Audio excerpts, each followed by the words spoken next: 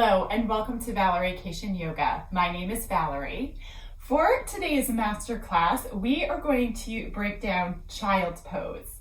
Now, child's pose can come in a number of different forms that can allow you to find a level of ease in the pose for most, right? Some of us, this pose doesn't feel as comfy cozy as is often reported to feel. So I'm going to show you some variations of the pose that you could take at your own pace and just see if any one of these meets your needs for practice.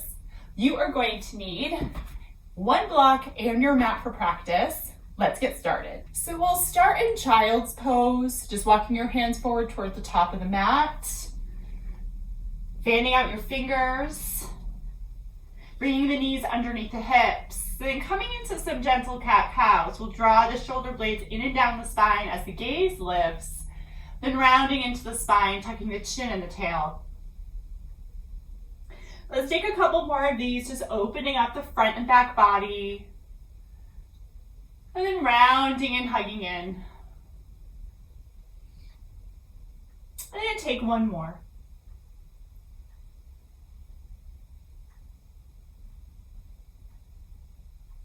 And coming back into center, we'll start to rock a little forward and back. Keep the tabletop shape of the body.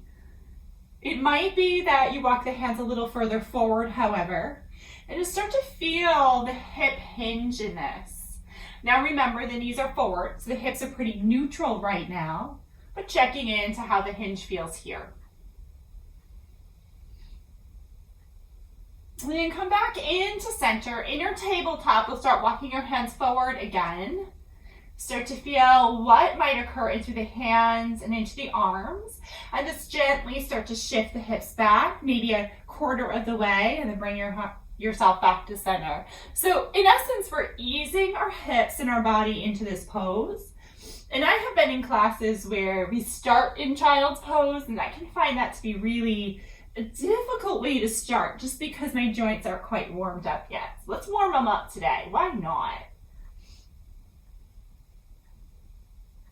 And then you'll walk your hands back underneath your shoulders. So I'll have you bring your knees to the wide edges or maybe just a little bit wider. So if I face forward here, you'll be able to see kind of what I'm talking about. Knees are coming out a little bit wider. Your hands are forward, still in your tabletop hands. Bringing your toes in to touch if it's possible. And then again, you're rocking a little forward and back. So now our hips are in external rotation, meaning the hip is outward in the hip socket.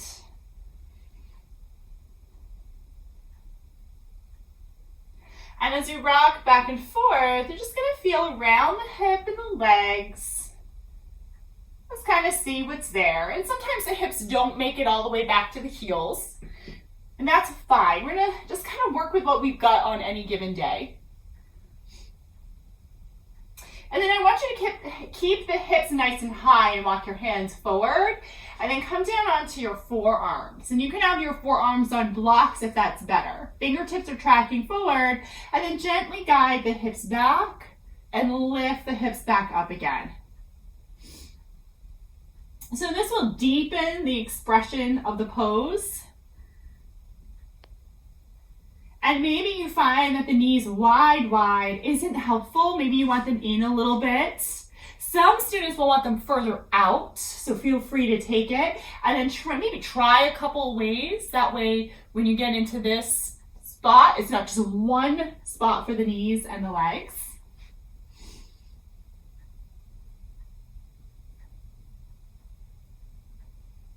And then from here, take a moment to pause. When you start to feel resistance, so for me, I can go past this place of resistance, but I'm gonna pause here, let my head get heavy, and then come back up to center. So if you like the forearms, the next time you sink the hips back, this is where you'll stay. So you can just walk the arms back with the forearms, let your hips get heavier towards your heels, so as far as you're comfortable with.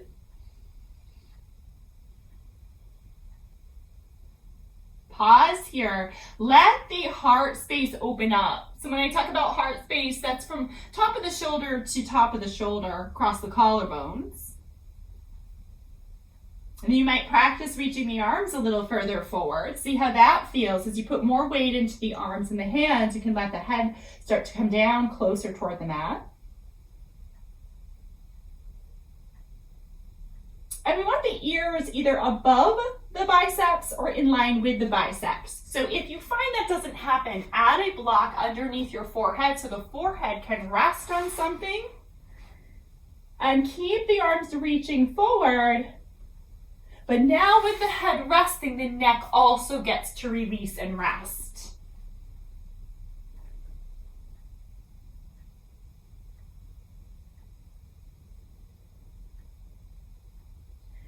Now with the head rested, you might rock the forehead a little side to side. Sense that. We get into that third eye chakra. That's our center of intuition and wisdom. We all have that sense. We don't always tune into it.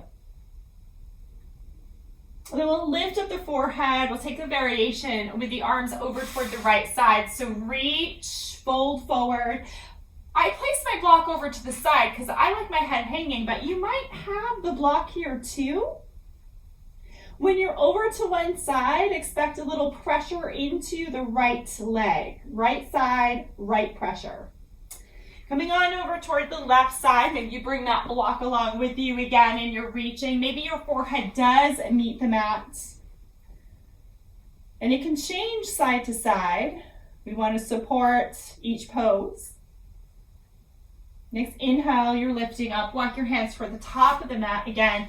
And we press on up and find our way back into our tabletop position. Come back into your cat-cows.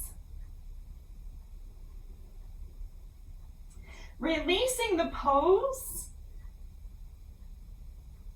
We're going to walk our hands forward and start to wiggle the hips down closer toward the mat. You want your heels of your hands in line with your hips. Just coax the hips down to your degree here.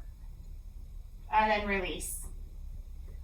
So another way I really love to take a child's pose is on the back. So come on to the back with me and we'll work from there. So when you're on your back, your shoulders are getting nice and heavy downward. You're gonna have your feet about hip distance to start, and then lift one leg, knee comes out wide. Lift your other leg, knees come out wide. And then you can lift your hands and rest your hands on the shins or the knees, or even scoop the hands underneath the legs and hug them in from there. So as you're here, you're just letting the legs get heavy toward the body. You can always rock a little side to side here too. And then you're pausing in the center and holding here. A little bit more of a yin variation if that's interesting to you. Take another breath. And then you'll bring your feet down. And to release this pose, you'll want to extend the legs and maybe even reach the arms up and overhead. So you can counter flexion with extension. So that extension in through the hip. See how the hip is nice and long? It's extended. Good. We'll rock over to one side. And press your way up. So that is a couple of ways to get into your child's pose. Try them out, see what works for you. I hope this was helpful. Have a wonderful day. I'm Valerie with Valeriecation Yoga.